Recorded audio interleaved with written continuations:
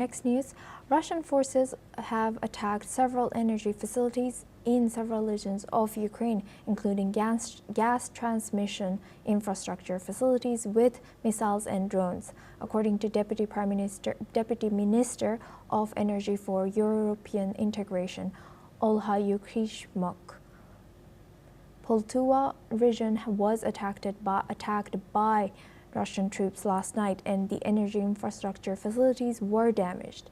In Poltawa, rescue operations are still underway, and some schools have switched to online learning due to Russian strikes.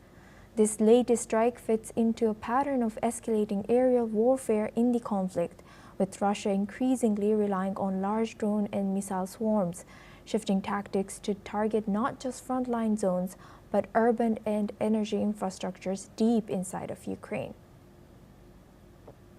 Now for this discussion, we go back to Mark Sutherland. He's a geopolitical commentator, joins us live from London. Thank you very much, Mark, for staying with us. Now, as both attacks from Russia, they intensify, how is this President Trump's shift in policy towards Ukraine is affecting Russia right now? As you reported, 381 drones, 35 missiles against the energy infrastructure of Ukraine. Putin has lost a million men, and the Russians are trying to inch forward like trench warfare within the First World War. If we think of the Somme, Verdun, and Passchendaele, and these are potentially the scenes again that are unfolding here, which is inch by inch by inch, and the consequences of that. The other, I should think that President Trump has been frustrated by the fact that he has not been able to bring Putin to the table, and then the actions, the change of behavior from him in this regard is then meaning, well, we still need to bring Vladimir Putin to the table. Does that mean I then have to look at, as we've said before, putting Tomahawk missiles in the theatre of war, etc., and to then support Ukraine? The big concern is, does that escalate completely out of hand? Putin is on about wanting to take territory, and as I just referred to the First World War, you're getting stuck in, you're getting bogged in. Is there a line that Putin wants in regard to saying, I've taken this land, that's it, that's where I'm going to stay. I then secured my president being leader of Russia. I'm not going to be thrown out of office. There's not going to be a coup. I can then please all my oligarchs and friends and all this kind of thing. There's a load of issues that are in the mix here. What we do know is on the 22nd of February 2022, he launched a war, which he should not have done. Then there was, within weeks, on the table a way of stopping this, coming to a peace deal. And I think then European politicians are then involved in that and not taking that forward. This is a very this game is extremely dangerous. The last we want to see this end. The last thing we want is to see an escalation of war.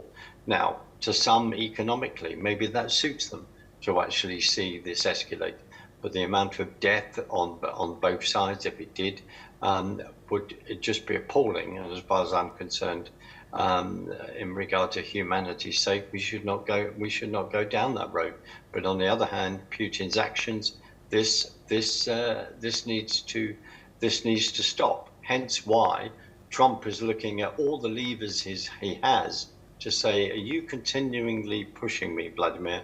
Because what I've commented on before, if you put Tomahawks in a theatre of war and they have a distance of 1,000 miles, they can threaten further into Russia. But also Russia has the ballistic missile capability and others to also damage Europe as well. So are we reaching a bit of a stalemate, and who is going to escalate things further? And I pray that does not happen. What we need to do is to see this end, and that is down to Vladimir Putin to makes certain decisions, and then gets to the table for negotiation. And the Ukrainians have been using their drones, using that technology incredibly well to hold the line and to push back, to say, you've taken 20% of our territory.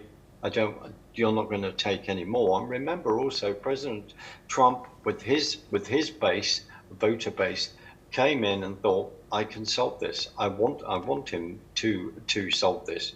We all do within Europe, but it's not been as easy as he thought it would be, because he's turning around and he said, Yes. Vladimir and him, they have a relationship. Assume. Yes. Thank you, Mark, for sharing that insight. Now we stay on this topic. Now, Danish Defense Minister